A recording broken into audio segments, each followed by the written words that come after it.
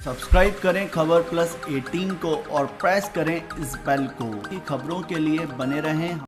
जो बात बोल रहे हैं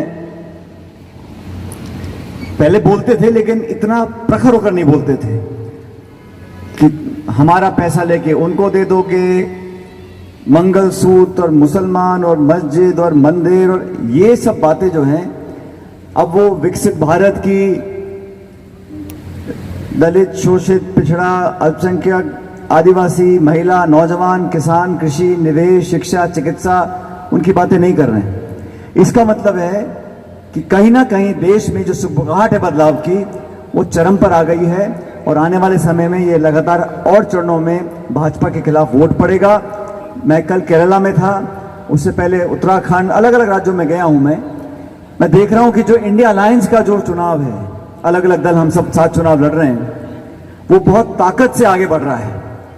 और इस चुनाव में हम लोगों को ध्यान देना पड़ेगा। जैसा हरीश जी ने कहा, कुछ लोग कोशिश करेंगे इस चुनाव को बांधने की, जाति में, गोत्र में, भाषा में, धर्म में, नारों में, लेकिन हमें शुद्ध रूप से काम और विकास की बात करनी चाहिए। हमारी पार्टी ने घोषणा करी है और पहली पार्टी है, और ये हर किसान परिवार को समझना पड़ेगा कि कांग्रेस वो इकलौता राजनीतिक दल है जिसने कहा सरकार बनने के बाद हम समर्थन मूल्य पर कानून बनाएंगे।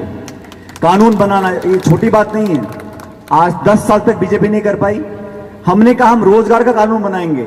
आज नरेगा चल रहा है गांव गांव में।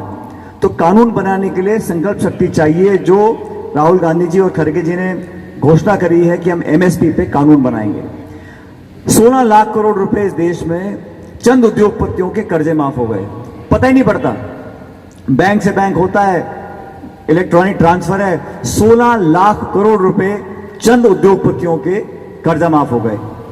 हम लोग चाहते हैं कि गरीबों की मदद करें। जो सबसे गरीब परिवार है देश में, प्रत्येक परिवार को प्रतिवर्ष 1 लाख रुपए हम लोग देना चाहते हैं, ताकि गरीब के हाथ में पैसा है। अपने बच्चों के हाथ पीले करने हैं, बच्चों को पढ़ाना है, तो गरीब के हाथ में पैसा नहीं आएगा तब तक देश विकसित देश में आगे बढ़ सकता है। हम लोगों ने 30 लाख पद खाली पड़े हैं देश में, केंद्र सरकार की नौकरियां, उनको भरने का वादा किया है और कैलेंडर बनाया है। ये आश्वासन नहीं है, तारीख के साथ भर्तियां कब बढ़ेंगी, कितनी बढ़ेंगी, कैलेंडर हम लोग बना रहे हैं ताकि लोगों को पता पड़े। पारदर्शिता होनी चाहिए। महिलाओं को उसमें 50% आरक्षण मिलेगा नौकरियों के अंदर। तो किसान हो, नौजवान हो, हर वर्ग को हमने कुछ ना कुछ 5 साल के लिए अपना एक विजन देने का काम किया। प्लीज सब्सक्राइब खबर plus 18 for latest news and updates.